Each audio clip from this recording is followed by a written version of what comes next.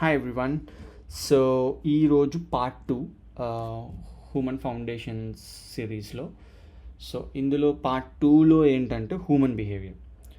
So నేను ఇప్పుడు చెప్పే టాపిక్స్ ఏవైనా సరే మనకి యూజర్ ఎక్స్పీరియన్స్లో ఎంతవరకు కావాలో అంతవరకు అర్థం చేసుకోవడానికి వెరీ కన్సైజ్ వేలో చెప్పడానికి ట్రై చేస్తున్నాను. Okay, so without any delay let's get to it. So మనకి హ్యూమన్ బిహేవియర్ అంటే ఒక క్లారిటీ ఉంది. సో వాళ్ళ how they react, how they carry themselves, so ఇదంటూ ఒకటి ఉంది. బట్ కొన్నిసార్లు మనం దాని లేయర్స్ కింద కూడా చూడాలి. ఫర్ ఎగ్జాంపుల్ మన ఫస్ట్ టాపిక్ ఏంటంటే వై డూ హ్యాబిట్స్ ఫామ్. ఒక మనిషికి ప్రవర్తనలు ఎందుకు వస్తాయి? సో ఇది చాలా సింపుల్గా చెప్పాలంటే మన మైండ్లోని తక్కువ శ్రమతో వేగంగా చేయాలని ప్రయత్నిస్తుంది. అదే ఒక ఒక ఒక కాంటెక్స్ట్ ఇచ్చి ఒక పనిని పదే పదే చేసి దానివల్ల పాజిటివ్ రిజల్ట్స్ వస్తే, లైక్ రివార్డ్ వస్తే, ఆ పనిని మైండ్ ఆటోమేటిక్ చేసేసుకుంటుంది.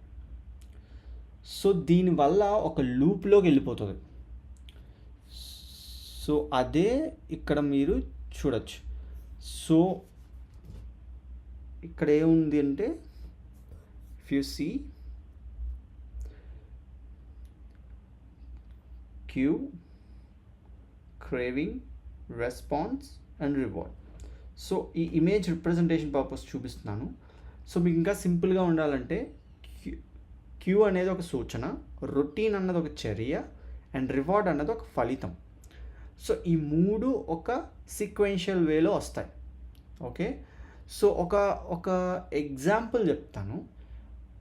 ప్రతి ఉదయం నిద్ర లేచిన వెంటనే ఆటోమేటిక్గా ఫోన్ని తీసుకొని చూస్తారు. ఎందుకు? నిద్ర లేవడం అన్నది ఒక క్యూ, ఫోన్ చెక్ చేయడం అన్నది ఒక రొటీన్, అండ్ కొత్త మెసేజ్లు, నోటిఫికేషన్స్ అండ్ ఎనీ కొత్త కొత్త రీల్స్ రావడం అన్నది ఒక రివార్డ్. సో అందుకనే మీకు అదొక రొటీన్ యాక్ట్ కింద మారిపోయింది.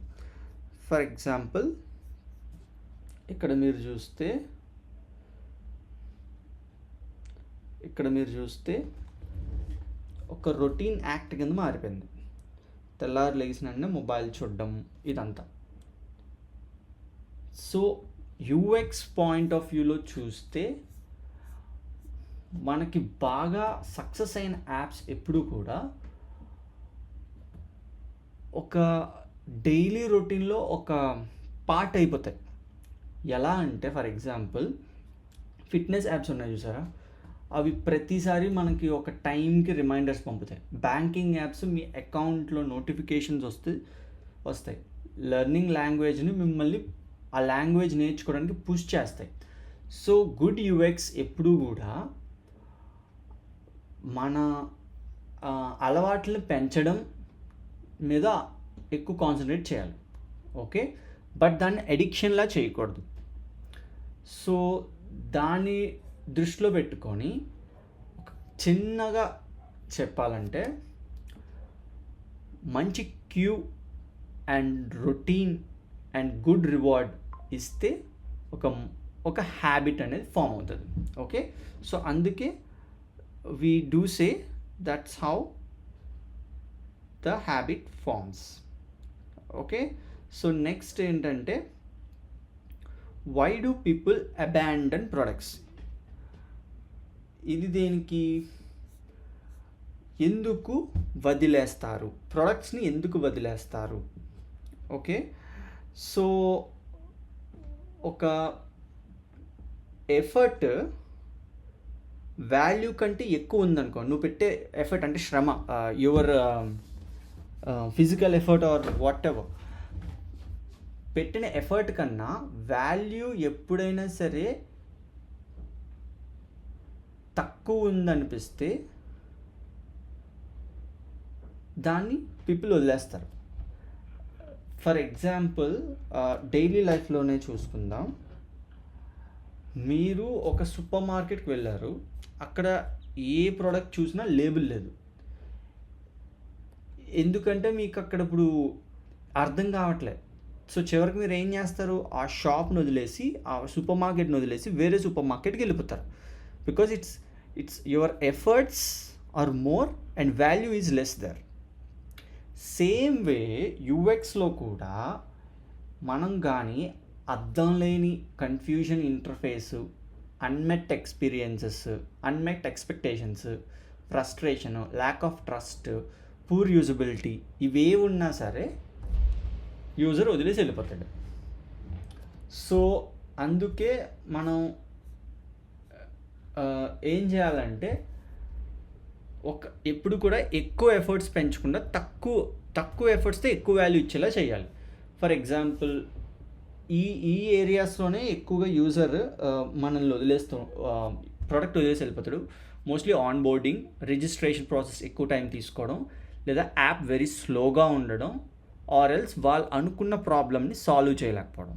ఓకే, సో బిఫోర్ ఈ టాపిక్ అయ్యే ముందు ఈ ఒక్కటి చూడండి, wear the experience broke emotionally. Okay, so browse screen చేసి ఫినిష్. ఎప్పుడైతే యూఐ కానీ, డ్రాయింగ్ వర్డ్ కానీ, సిస్టమ్ ఫీడ్బ్యాక్ లేకపోవడం వల్ల స్లోగా యూజర్ ఎమోషనల్లీ డౌన్ అయిపోతున్నాడు. సో ఇక్కడ మనం సింపుల్గా చెప్పాలంటే తక్కువ ఎఫర్ట్తో ఎక్కువ వాల్యూ ఇస్తే ప్రోడక్ట్ సక్సెస్ అవుతుంది. అదే ఎక్కువ ఎఫర్ట్ తక్కువ వాల్యూ ఇస్తే ప్రోడక్ట్ అబాండన్ అవుతుంది. Okay, clear, great. సో నా ఇప్పుడు మనం నెక్స్ట్ దానికి వెళ్దాం. So why do they keep scrolling?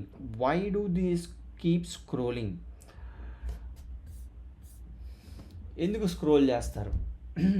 జనరల్గా మనుషులకు కొత్త విషయాలు తెలుసుకోవడం అంటే చాలా ఇంట్రెస్ట్. సో మీరు ఇన్ఫినిటీ స్క్రోలింగ్ చేస్తున్నప్పుడు వేరియబుల్ రివార్డ్స్ అన్నవి మీకు టచ్ పాయింట్స్ అవుతాయి. అది మీరు ఊహించరు, సడన్గా జరుగుతాయి. For example Instagram is infinity scrolling. సడన్గా మీకు news, some tips, funny videos అక్కడక్కడ టచ్ అవుతూ ఉంటాయి. So you feel like next ఇంకా వస్తుంది అని. That's why the engagement increase అవుతుంది. సో దాన్ని ఒక ఎగ్జాంపుల్ కింద తీసుకుంటే, మీరు ఒక చాక్లెట్ బాక్స్ తీసుకున్నారు, అందులో డిఫరెంట్ చాక్లెట్స్ ఉన్నాయి. సో ఒక చాక్లెట్ తిన్న తర్వాత ఇంకో చాక్లెట్ టేస్ట్ ఎలా ఉంటుందో అని మీకు అనిపిస్తుంటుంది, క్యూరియాసిటీ పెరుగుతుంది. ఇన్ ద సేమ్ వే యూజర్కి కూడా. సో సోషల్ మీడియా యాప్స్లో ఇన్ఫినిటీ స్క్రోల్ వల్ల మధ్యలో ఆగాల్సిన అవసరం లేదు. సో యూజర్స్కి కొత్త కంటెంట్ వస్తుంది అండ్ యాప్లో ఎక్కువ టైం ఉంటారు. But as a user experience designer, it's our responsibility to not make user addicted or excessive use. Okay, so ఇక్కడ ఏంటంటే ద టేక్ అవే ఏంటంటే క్యూరియాసిటీ అంటే ఆసక్తి, దెన్ వేరియబుల్ రివార్డ్స్ అంటే అనుకోకుండా వచ్చే rewards is equal to continuous scrolling. Okay, so అదన్నమాట. If you see ఇక్కడ కూడా మీరు చూడొచ్చు, దిస్ కుడ్ బి బీప్ అంటే అక్కడ బాంబ్ చెక్ చేస్తున్నారు. ఇక్కడ ఒక బాక్స్ ఉంది, ఆ బాక్స్లో ఏముందని క్యూరియాసిటీ. అక్కడ అన్ఎక్స్పెక్టెడ్గా నువ్వు నీ గర్ల్ ఫ్రెండ్ కిస్ చేసావు, అది కూడా ఒక kind of variable reward. So same way ఇక్కడ యూజర్ ఫ్లోలో కూడా చూడండి, paging, scroll, engaged. It's simple concept user engagement పెంచుకోవడం కోసం. అండ్ ఇక్కడ చూస్తే మీరు default response scroll, but curiosity directed response ఏంటంటే learning. Same circuit but different aims. This is the responsible way of user experience అనమాట. హోప్ ఈ section అర్థమైంది అనుకుంటా. నెక్స్ట్ ఏంటంటే క్వశ్చన్, హ్యూమన్ బిహేవియర్లో why do they return every day? Users ఎందుకు ప్రతిసారి ప్రోడక్ట్ని ఉపయోగిస్తారు? సో ఒక ప్రోడక్ట్ వాల్యూ మనకి త్రూ ప్రాబ్లమ్ సాల్వింగ్ కానీ అండ్ ఎమోషనల్గా కనెక్ట్ అయ్యి కానీ ప్రాక్టికల్ నీడ్స్ని కానీ అది తీరిస్తే అది మనకు ఒక పాజిటివ్ ఎక్స్పీరియన్స్ ఇస్తుంది. ఓకే, సో మనకు అదొక పాజిటివ్ ఎక్స్పీరియన్స్ ఇస్తుంది. ఆ పాజిటివ్ ఎక్స్పీరియన్స్ వల్ల హ్యాబిట్, ట్రస్ట్ అండ్ ఎక్స్పెక్టేషన్స్ వస్తాయి. ఓకే, సో దీన్ని ఒక రియల్ టైమ్ ఎగ్జాంపుల్ కింద తీసుకుంటే, కొంతమంది కొన్ని కాఫీ షాప్స్కి డైలీ వెళ్తారు, లేదా ఫ్రీక్వెంట్గా ఆఫెన్ వెళ్తూ ఉంటారు. ద రీజన్ ఏంటంటే కాఫీ బాగుండడం ఒకటే కాదు, కాఫీ మన ఇంట్లో కూడా చేసుకోవచ్చు, but the friendly service, the ambience, the atmosphere, the connections, so వీటన్నిటిని కలపడం వల్ల హ్యాబిట్, ట్రస్ట్ అండ్ ఎక్స్పెక్టేషన్స్ ఇవన్నీ కలపడం వల్ల వాళ్ళు ఎవ్రీడే రిటర్న్ వస్తారు. సో యూజర్ ఎక్స్పీరియన్స్లో కూడా అంతే, you can see it. So coffee shop return, so user ఎక్స్పీరియన్స్లో అంతే, constant value, good connections and మంచి పాజిటివ్ ఎక్స్పీరియన్స్ ఇస్తే that build and habit and returns back. So for example మనం కొన్ని క్యాలెండర్ యాప్స్ ఉంటాయి అండ్ అవి మన ఎక్స్పెక్టేషన్స్ తగ్గట్టుగానే మీట్ అవుతాయి. బ్యాంకింగ్ యాప్స్ ఉంటాయి, it will leave notifications, details of your income. Weather apps, weather updates వస్తుంది ఇమీడియట్గా, ఇక్కడ వర్షం పడితే you will get a notification. So learning apps daily మీకు నోటిఫికేషన్ ఇస్తాయి and also it is solving your problem. So అందుకు users పదే పదే వస్తారు. Okay, I hope you understood, and if you feeling this section, these contents are good, please kindly subscribe and share with your UX aspirants. So ఇప్పుడు ఇంకొక next question ఏంటి, why do they leave reviews? జనాలు ఎందుకు reviews రాస్తారంటే వాళ్ళకి strong emotions వచ్చాయనుకోండి, either good or bad, అప్పుడు వాళ్ళు అది వదులుతారు. సో అండ్ ఆల్సో వాళ్ళ ఇన్స్టింగ్స్ ఏంటంటే they want to feel one part of community and also వాళ్ళు ఒక మనిషిని గైడ్ చేయాలనుకుంటారు, వాళ్ళ ఎక్స్పీరియన్స్ని షేర్ చేసి అవతల వాల్యూ తీసుకోవాలనుకుంటారు. అండ్ ఆల్సో వాళ్ళు ఏమనుకుంటారంటే నా మాటలకు ఒక విలువ ఉంది అని కూడా ఫీల్ అవుతారు. సో ఇక్కడ ఒక ఉదాహరణకి చెప్తాను. మీరు ఒక రెస్టారెంట్కి వెళ్ళారు, అక్కడ ఫుడ్ మీకు బాగా నచ్చింది. ఓకే, సో అది మీరు ఫోటో తీసి మీ ఫ్రెండ్స్కి చూపించడమో లేకపోతే రివ్యూ రాయడమో చేస్తారు. సో దానివల్ల మీరు ఇంకొక వర్డ్ ఆఫ్ రికమెండ్ చేసి వేరే వాళ్ళకి రికమెండ్ చేసి తీసుకువెళ్తారు కూడా. సో అందుకే ఇక్కడ మీరు ఒక ఎఫ్జెడ్పి డిజిటల్ చెప్పినట్టు ఆల్మోస్ట్ ఎవరైతే పర్చేస్ చేస్తారో వాళ్ళు 97% రివ్యూస్ చూస్తారంట, అండ్ ఆన్లైన్లో అయితే మాత్రం 88% ఉంటుంది. అండ్ లాస్ట్లీ ఎవరైతే పాజిటివ్ రివ్యూస్ ఉన్నాలో వాళ్ళ సేల్స్ కన్వర్షన్ 270% ఉంటుందట. సో రివ్యూస్కున్న పవర్ఫుల్ థింగ్స్ అది. So and also so reviews మన యూఎక్స్ ప్రాస్పెక్ట్లో ఏంటంటే యూఎక్స్ వల్ల we increase the sales and also good reputation to the company.